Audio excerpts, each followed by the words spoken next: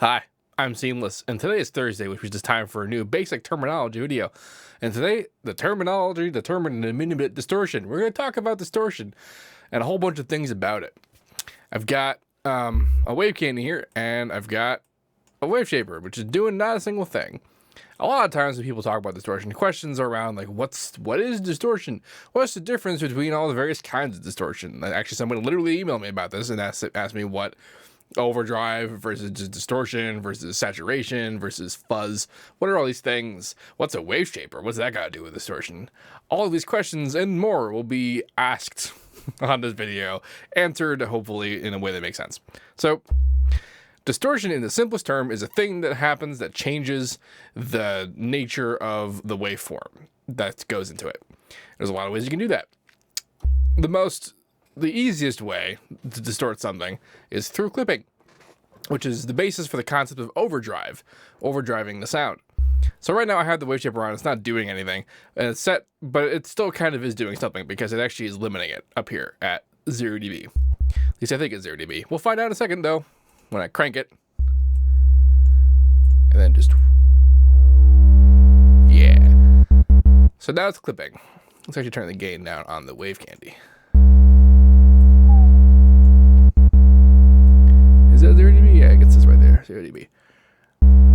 Note that if I didn't have the wave shaper, it wouldn't clip because it's the thing that's causing it to do that. Anyway, this is overdrive distortion, which is to say that we're driving the level of the waveform over the limit, which is causing it to clip, which causes the waveform itself to change shape into this business, which is almost square wave-like.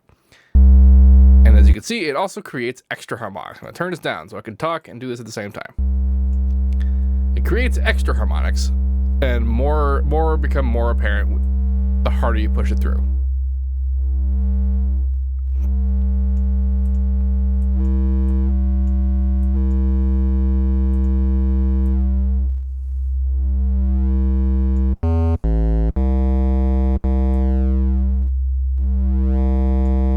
Pretty sweet.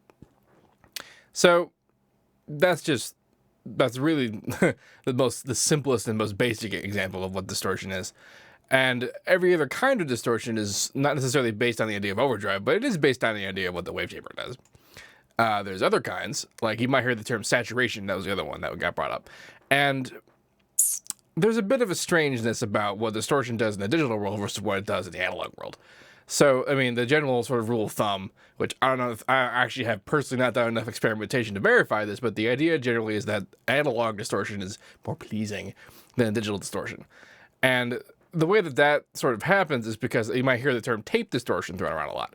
And tape distortion, what happens is that when you overdrive it like this, it doesn't actually create a perfectly flat cut like that.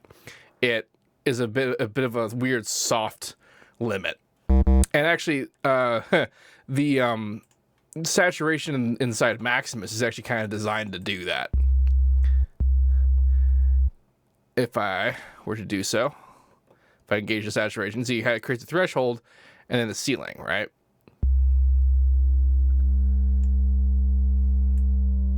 You can see that it's distorting it, but it's creating a bit of a more rounded kind of idea of it.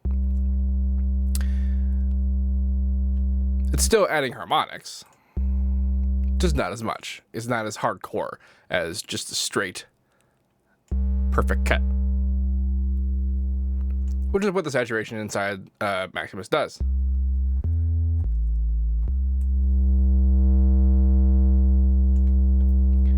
Causes the limit to impart, like when it gets near the limit, it changes the shape of the overall wave, but it doesn't create the sharp limit. Although you can make it do that if you want.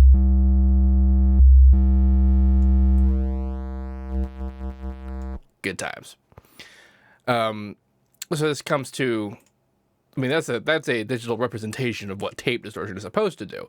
That's just by the way that like the actual medium of tape operates. And if you try to jam a signal above how far it can go, it doesn't perfectly cut off like that. So that's overdrive and that's saturation. And then there's the other two, just distortion. Distortion is just all of this. It's just if you're changing the shape of the waveform, which is why The wave shaper like this is like the most basic kind of distortion you can have, and then most things operate like it. Like what I was just doing with the threshold thingy business inside Maximus, you can actually do with the wave shaper, and you do it like this by not being 1000 dB. Dirt. Looks pretty similar, doesn't it? And that's because while we are causing it to be louder by doing this, we're causing it to be louder by a different scale on every level versus all the way to the top. And it eventually will limit at 0 dB. So even though, as you can see, it's not quite as soft as that would be. It would be if we ended it right at 0 dB. If the limit itself literally was limited to be at 0 dB. But of course, then you can overdrive it. So you can have a combination of the two concepts. But even doing this, which makes it quieter, whilst it does still add harmonic content, and it is in fact still distorting the waveform because it's changing its shape. And that's what the wave shaper is all about, is changing the shape of the waveform to create different distortion profiles. And boy, could you ever create different profiles.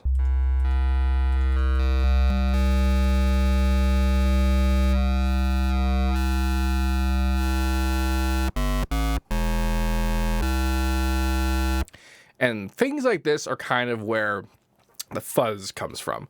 Now, the term fuzz, it has to do with the idea of the fuzz box. And a lot of these distortion types are actually sort of based on ideas that exist on just regular guitar pedals, guitar distortion types, and that kind of thing. A lot about guitar and a lot about those sorts of instruments pioneered distortion in the way that we understand it. And then, of course, synthesis and that kind of stuff. But the quality of a guitar string has a lot to do with how literally fuzzy it gets. It's hard to get that kind of fuzz out of a perfect signal like a sine wave, but you still can. At least kind of. And this has to do with what I'm doing with this here.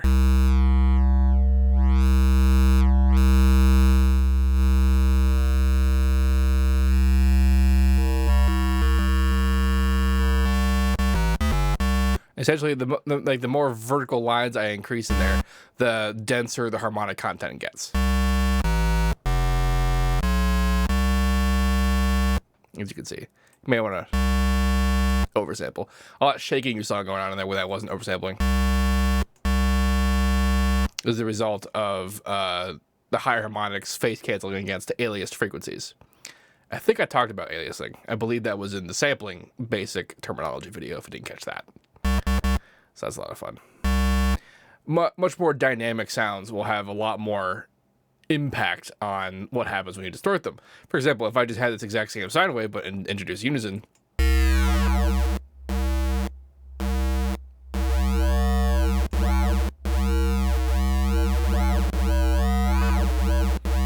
can see it doing all kinds of weird stuff.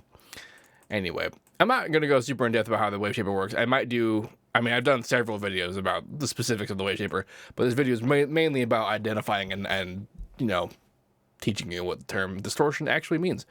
And it really just means any kind of change at all to the original waveform. Any original change at all to the original form of the waveform. It's late, leave me alone. Anyway, if you have any questions about that, please let me know. Don't forget to like, comment, subscribe, and all that good stuff. And as usual, have a nice day.